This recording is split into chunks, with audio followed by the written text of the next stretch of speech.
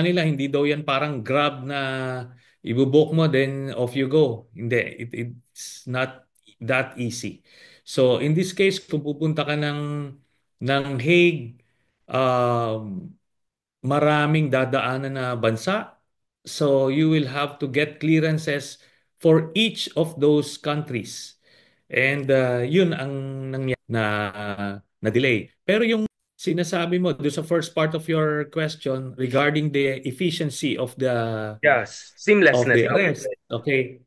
Um Again, from what I gathered, ano lang ito, parang a series of fortunate events. Ano? Parang ano lang maraming luck played a big role, and ultimately sabi ko nga ano na to, divine providence na to. It had to happen that way. You And the stars have to align. ano The stars have to align.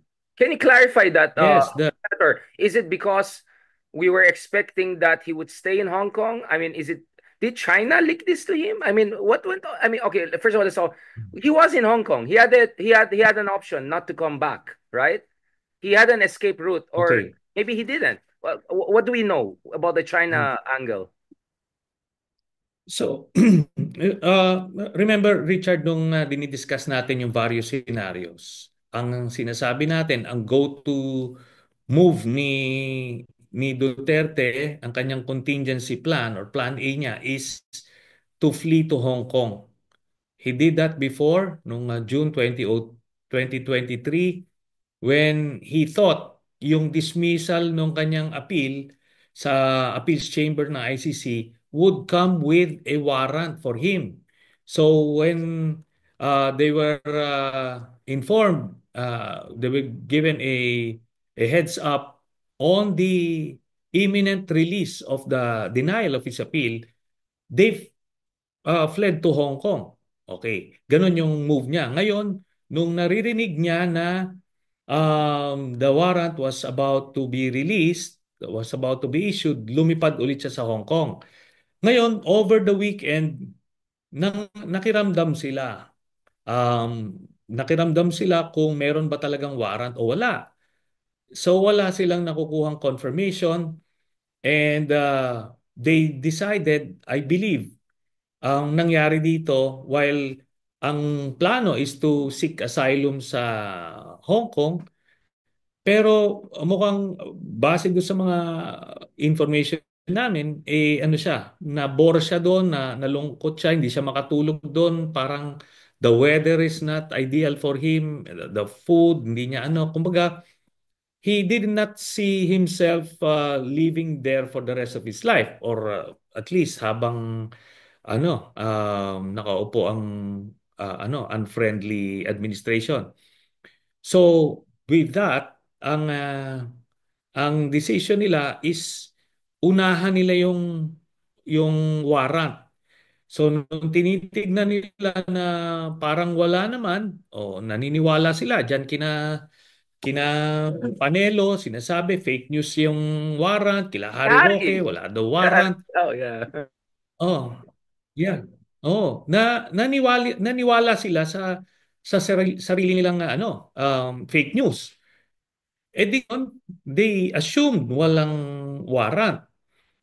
And ngayon, actually yung flight nila is supposed to be hapon. Ngayon, one smart guy within his group said, kung ipupush through nila yung hapon, baka lumabas yung warrant during the day, in the morning, lalo sila may ipit. So, they moved it dun sa umaga, pero they kept the afternoon flight parang as a decoy para doon pumunta. Then, umaga sila lilipad, and there was a private jet waiting to take them to Davao. Para pagdating doon, kumbaga nag-decide na lang si Digong na ayaw niya na mag-asylum. Uwi na lang siya, tapos last stand na lang sila ng Davao. So, nag-ano sila. Akala niya maunahan niya yung warrant, kaya minove niya nung morning, not knowing na meron lumabas nung early morning. At yun na nga, naging the worst place na mahuhuli ka is doon kasi talagang wala siyang isolated talaga siya doon. And ayun, a series of fortunate events pero behind the scenes marami pa ring mga yan mga glitches tsaka ano pero naman na overcome naman at eventually na turnover na siya. So, was this hubris? Was this ano Colambong? Ano daw sabi ni Sir Ronald yung na-miss daw niya yung Walambo, tinutulugan niya the or mosquito something? net. Yeah. Oh, Um, hubris. hubris Hubris is talaga. one kasi pero iniisip niya, he actually thought that there was no warrant issued yet kasi yun ang inassure sa kanya nung mga moles niya sa Marcos administration, yung kanilang mga connection sa mga different agencies, yun ang sinasabi. Nobody had a copy of the warrant. So, and probably they assume na kung meron man silang red notice sa Interpol, kung mag-pass sila ng immigration sa Hong Kong, mafa-flag na kagad sila. Then they can now seek for asylum. So kumbaga nasa Hong Kong sila. Ngayon kung makalusot sila doon, pwede pala. Ngayon ito, meron palang sa Interpol, meron pala yung yung parang sealed siya, hindi yung general publication, general posting na all Yung press computers release. Oh. yes, yung no no no pagka sa Yung Interpol, bulletin, yung sa bulletin, yeah. yan yung bulletin, yung Yeah. everyone, every terminal Yeah. will have it.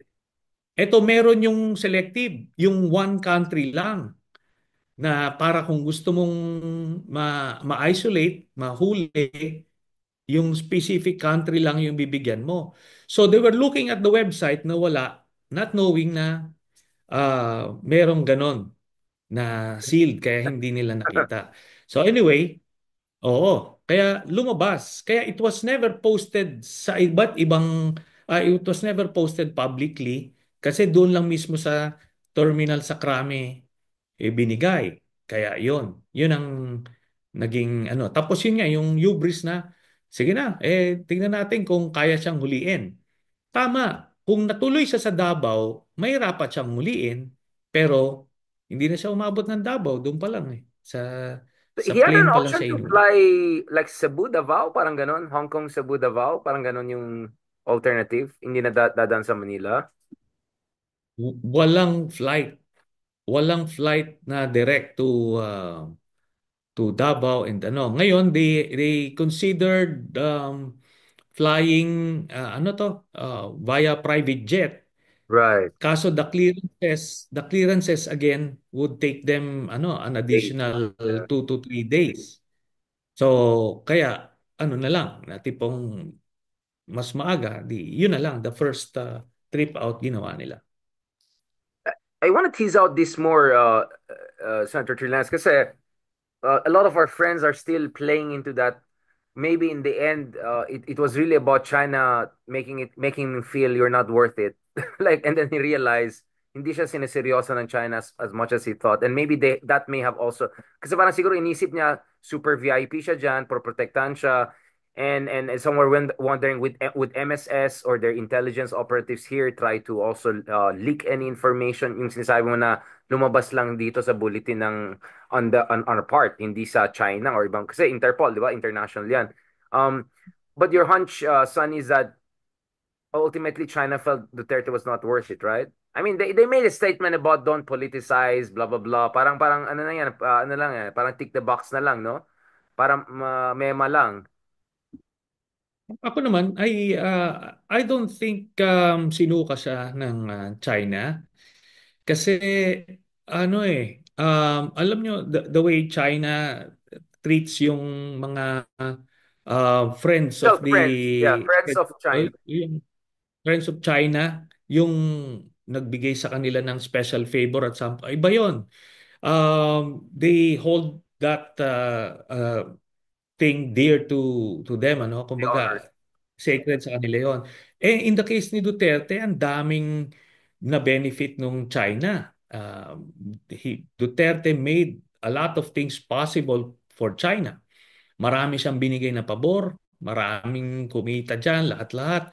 So hindi yun siya isusuka ng ganun kasi otherwise titignan nila ng mga ibang potential leaders na gustong establish ng relationship with China. Teka, iniiwan nyo yung mga aliado nyo eh. So I don't think that was the case. It was incidental and based on sa information namin talagang Duterte just couldn't see himself staying there for the rest of his life. So why did Hindi he go siya to Hong Kong then? hindi siya makatulog. So why did he go to Hong Kong? Was it because there was a whiff of an ICCRS and then he went there to feel things out? Or it was just Ano yan? hmm. Sabi ko nga, yan yung kanilang contingency plan. Kasi the coward in him automatically flees eh. So this man, si Duterte, at 80 years old, was never made accountable for his actions.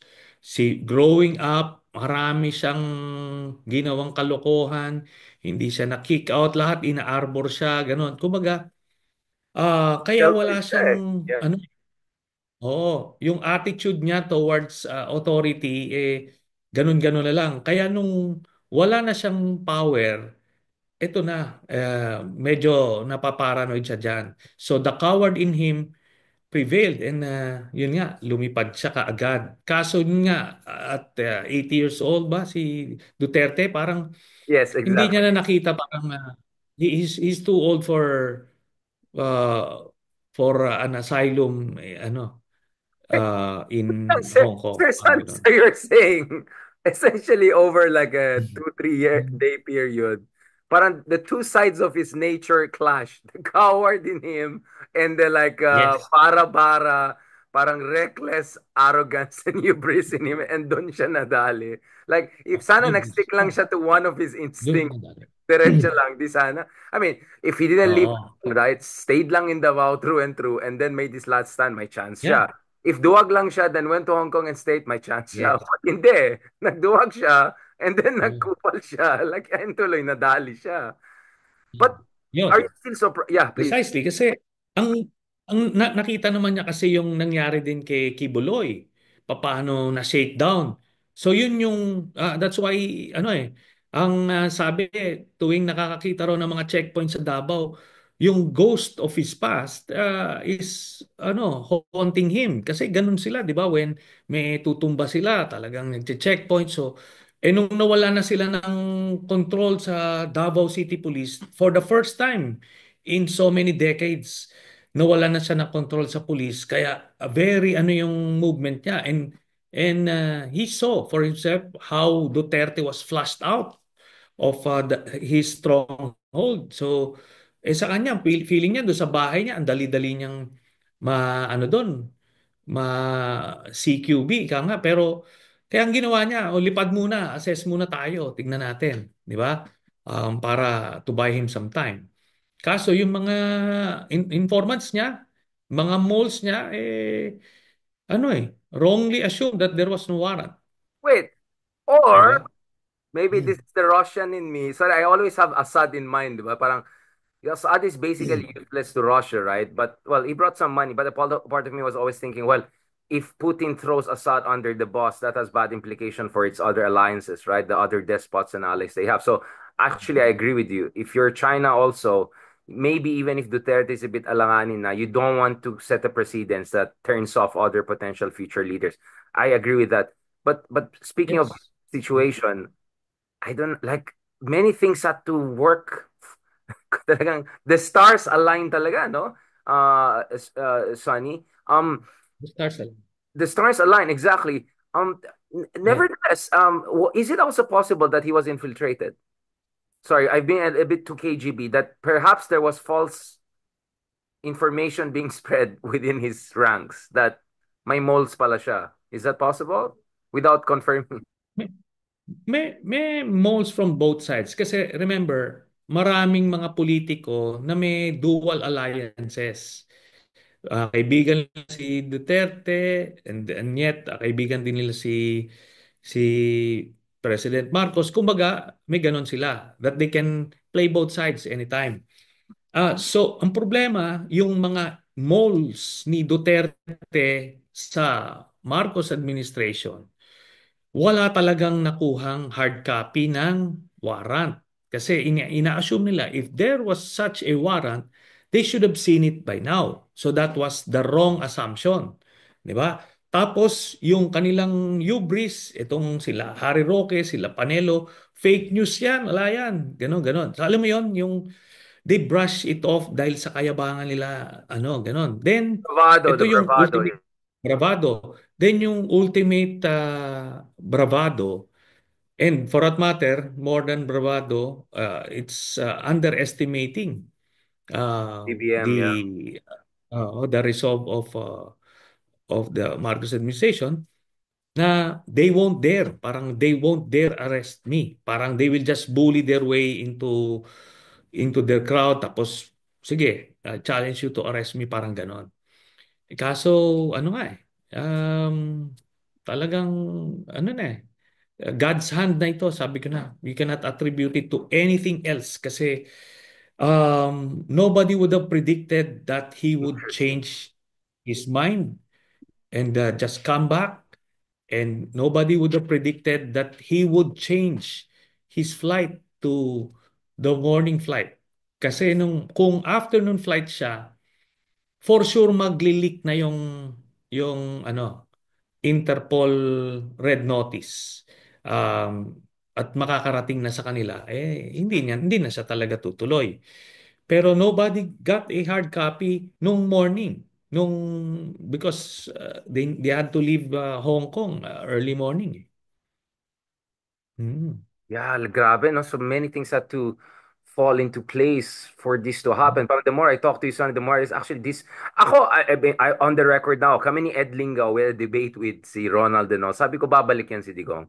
I just don't see him committing political suicide. Kasi if he stayed in Hong Kong, imagine how bad it would look. Like, basically, nasa China siya, which is the most hated country in the Philippines na external power. And then from there, ano yung authority niya, di ba? And then expose pa rin yung family niya. Parang, if you're him, might as well just, take your chances. And if historically you feel you got away with it and you've been getting away with saying everything crazy over the past 2, 3 years, I kind of get it. But let's not forget, no, Sonny, and I think this will be relevant. Remember yung mga replacement naman ginawa nilang ng 2022 elections and then purong sumablay-sablay yung nag-VP si ganon, tapos nag-Senate siya. Remember, they tried to replicate yung surprise element nila, tapos sobrang sablay, yung si Bato nag-register, and then si Sara. In the end, BBM just came in and ate their lunch, right? So feeling ko, we already Yeah. saw signs of that na medyo talagang, actually, they're not as sharp as we think. And they haven't also realized that actually they're a little bit behind the curve now. But what you're saying is that they also believe their own BS, basically, no? They're all, this Yes. whole weak leader, kuting yan si BBM, Uh, conflict avoidance yan si BBM. In the end, they bought their own BS, right? That's the number one mistake in politics, to buy your own BS. yes, I agree, ano. Pero yung sinasabing alam niya na yung may warrant tapos pumasok pa rin siya. Ano naman yon? That's BS kasi when they were planning, meron din silang mga contingencies in place eh. Ando doon na nga yung private jet papuntang Davao, ando doon yung mga entourage nila Bongo waiting sa parang sasaluhin na sila. Parang they had their own contingency plans. Pero sabi mo nga na uuwi yan, bad luck yung if he would stay there, hindi niya consideration yun actually. Yung bad luck sa China na pagka-asylum, ang talagang lumabas is hindi lang siya makatulog, parang Comfort zone. namamahay siya, hindi siya Comfort. He hindi told siya na, ano siya, yeah. oh, tapos he's surrounded by yung mga MSS, yung mga Chinese Yeah, security those guards, people. yeah, So yeah. he felt unsafe. He felt paranoid. Kumbaga, he didn't feel at home. That's the bottom line. Tapos, kasi kung ano dyan, knowing what happened to him now, would you think he would do it again? No, he would take that asylum any day than what happened to him now. So, yun. Kaya masasabi natin, talagang caught off guard sila because of wrong information. Their moles fed them wrong information. Yeah, their bravado, their hubris, uh, kumbaga bolstered their decision to come back and kumbaga try to outrun the issuance of the warrant. Tapos mag-stronghold sila sa Davao. Kumbaga, ano yung character flaws nila did them in eventually. Yeah, you're right. I mean, it caught up with them. I think that's basically it. Lahat ng mga ano, Yeah. it caught up with them. The hubris, the folly. I mean, seriously, Panelo is the Mm. best you can do. Harry Roque is the best you can do. I'm not sure. I mean, para mas magulo pang buhok ni Harry Roque kaysa sa akin ngayon eh. Pag nagano na siya. Like sobrang ano JV yung team niya, 'di ba? Like parang it's such a sabog yung team niya and all. But I was looking at the face of Bongo and the rest. Parang shell shocked sila, no? Sonny, parang I think they were really Yeah. surprised. Oh wow, he's in Villamor. Oh, I cannot even get the like I never saw yung ganyan yung mukha ni Bongo na parang wait, what? Parang ganon yung mukha. What? Okay, ito yung mga assumptions nila. They thought that they could have access. Hindi nila ini-imagine na ang airport being a public utility what's this, structure, pwede yan i-control for national security purposes yung access. Dinina yung access nila, kinancel yung access nila. They can't demand entry. Wala yung papakita mo yung badge mo, senador ka o si VP Sara, VP siya. No, you cannot enter because this has been kumaga naging security zone siya. So nobody can enter. Hindi nila napasok na factor in yan doon sa picture nila. They thought they could argue their way sa Supreme Court by time, TRO, ganon-ganon.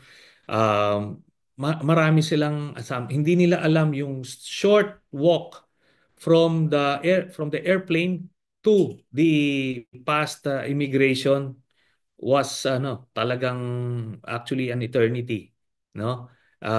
Hindi nila nakita 'yon. So Pero yun na nga, oh, yes.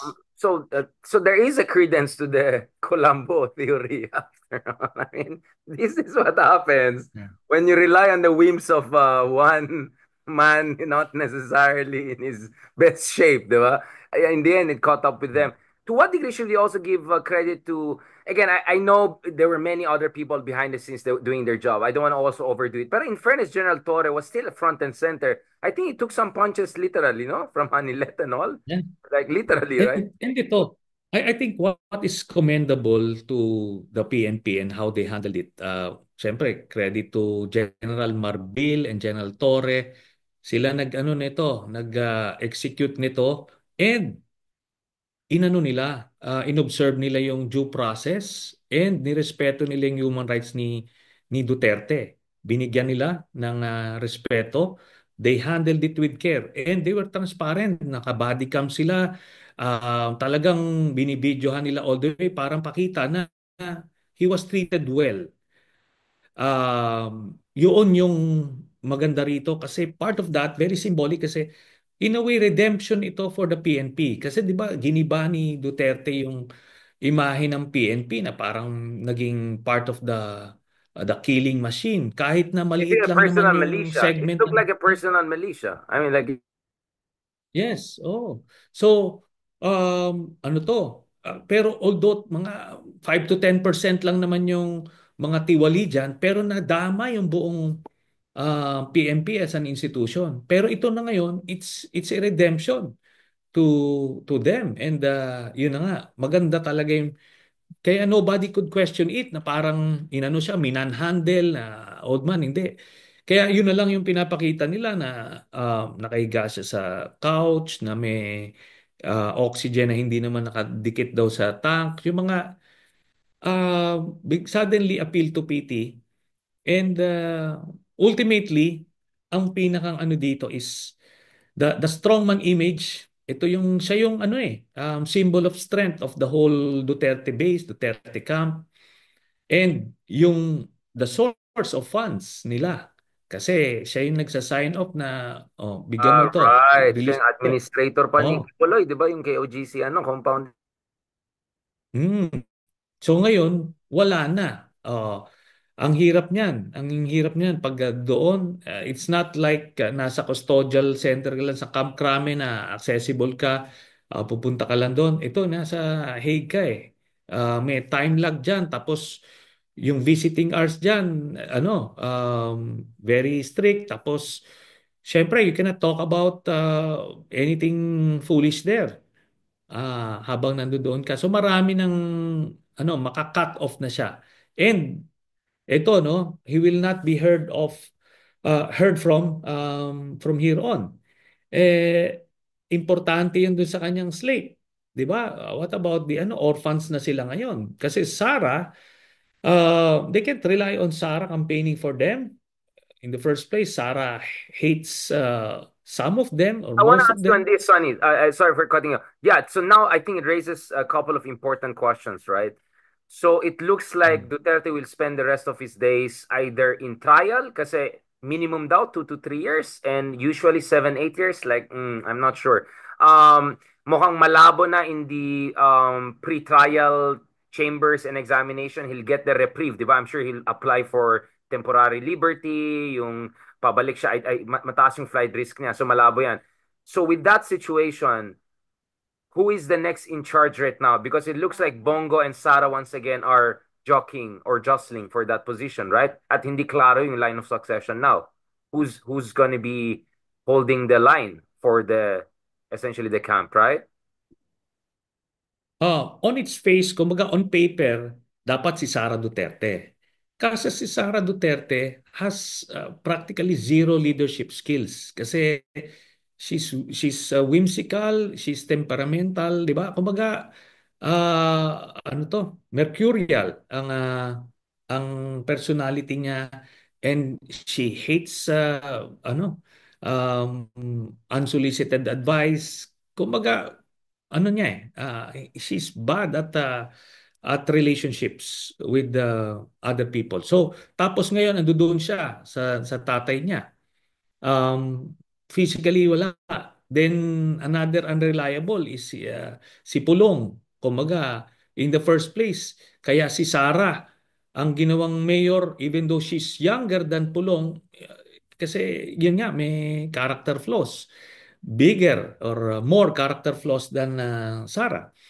So ngayon, ito naman si Bongo, ang problema kay Bongo, he doesn't really command respect kasi ang strength niya emanates from Duterte. So without Duterte, Derivative yung authority niya. papa, Derivative authority, yes. yes, kumbaga ano lang siya she's just an alter ego.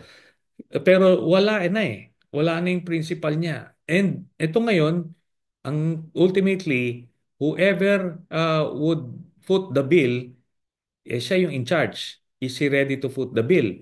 Ngayon, isa ring ano yan, may kakulangan din sa leadership skills yan kasi hindi naman siya, he was never, he never led anything. He was just given instructions to pass on to people. He's just parang, ano ba to?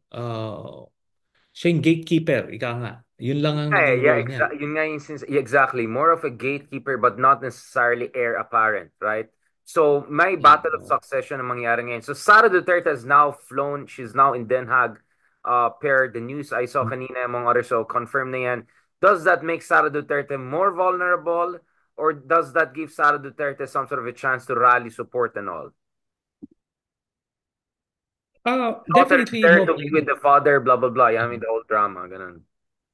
Okay, ito yung effect nung arrest sa general public, titignan pa na natin yan. Let's say 2 weeks from now, doon natin makikita. Then we conduct a survey, makikita natin. Kasi yung mga initial expressions of outrage compared to EDSA Tres when President Estrada was arrested, grabe yun. Ang expression ng outrage noon talagang sobra. Daan-daan libo ang nag-mass up sa EDSA in disgust. Ito mga pockets, no? There are pockets of rallies sa iba't ibang areas sa Mindanao. Pero sabi ko nga, hindi natin pwede ma-underestimate ito. Kasi in this day and age, things can just snowball . Kaya kailangan vigilant din yung Marcos administration. They're just fortunate na hindi Luzon or hindi Metro Manila ang baluarte ni Duterte. Kung yung baluarte niya, yung Davao City is nasa Metro Manila, ibang usapan ito. Pero ando doon eh. Kaya yun yung ano sa kanila.